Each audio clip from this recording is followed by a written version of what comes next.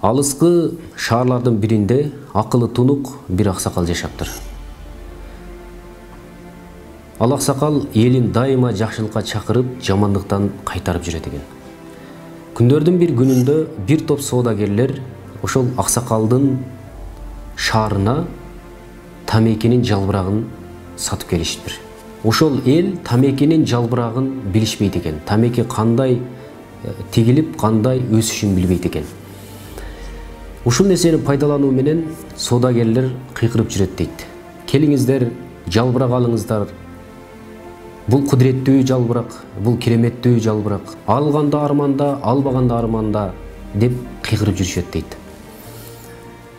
Анан бул эмне болгон жалбырак деп элдин баары үймөлөктөп, ошол жерде бир топ болуп туруп калышты дейт.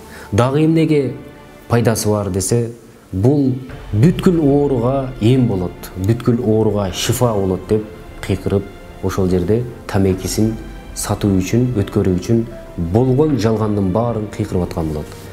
Анан аксакал дагы келип караса, элдин баары кызыгып калган. Эми элди бир сөз менен токтотуш кыйын болуп калган. Ошол жерде көрөгөчтүгү менен эл журт мага көңүл бургула. Ооба, бул тамекини алып чексеңер, силердин үйүңөргө ууру кирбейт. Бул тамекини чексеңер, силерди эч качан ит каппайт. Бул тамекини чексеңер, силер эч качан картайбайсыңар деп айтат. Анан соодагерлер кубанып кетип, аксакал, туура айттыңыз. Муну кантип билип алдыңыз? Мунун сырын да айтып коюңуз эми биротоло деп ошол жерден суранышат. Аксакал ойлонбой туруп жооп берет. Мунун эч кандай сыры жок. Болгону тамеки тарткан адамдын үйүнө эч качан ууру кирбейт. Анткени ал түнү менен таң атканга чейин көрсүлдөп, жөтөлүп чыгат.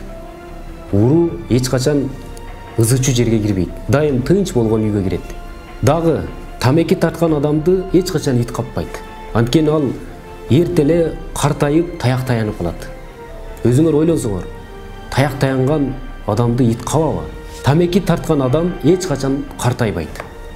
Анткени ал картайбай туруп эле бул дүйнө менен кош айтышып кете берет. Ошентип аксакалдын сөзүн баары түшүнгөн эл акырын тарап кетишет. Демек бул тамеки зыян турбайбы деп. Азыркы мени көрүп жаткан кеберки туугандар ошол учурдагы элди акылсыз, бул акмак экен деши мүмкүн. Урматтуу тууганым, андан да акмак, андан да акылсыздарды айтып берейинби?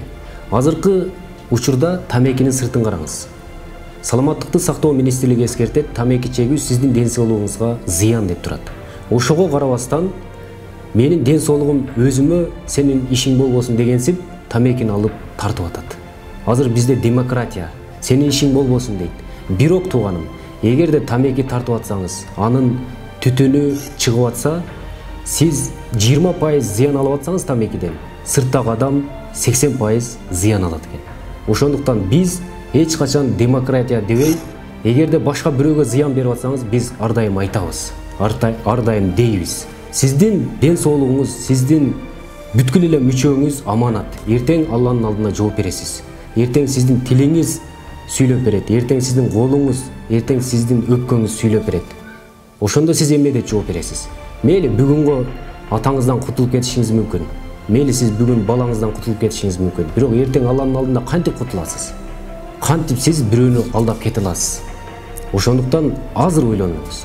Азыр эмес, мына видеону өчүрбөй туруп жазыңыз. Эгерде эркиңиз жетсе, күчүңүз жетсе, мен тамекини таштадым деп жазыңыз. Эркексизби? Жазыңыз. Эгерде эркек эмес болсоңуз, дагы да ойлонуңуз. Эгерде тамеки халал десеңиз, өзүңүзгө жол тапсаңыз, анда эмне үчүн бисмилла дебейсиз? Эгерде тамеки халал десеңиз, эмне үчүн балаңызга үйрөтпөйсүз салт катары?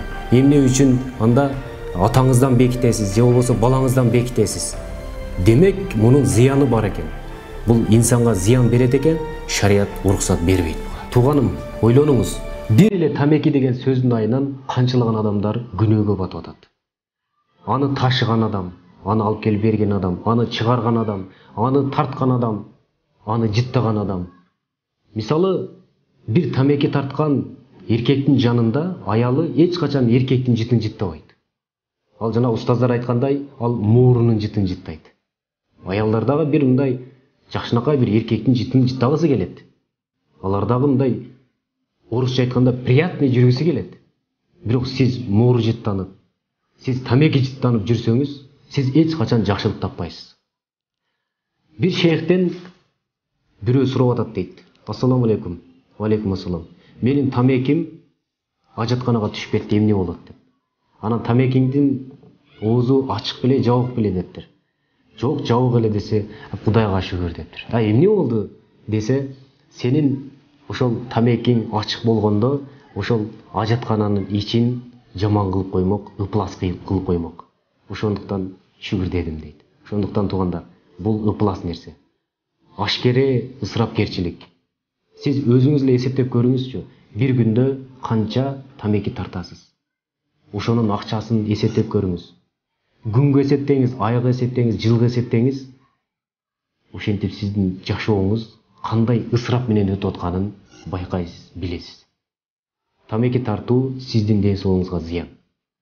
Бүгүн эмес, азыр таштаңыз. Азыр ушул жерге таштадым деп жазыңыз. Ассаламу алейкум ва рахматуллахи ва баракатух.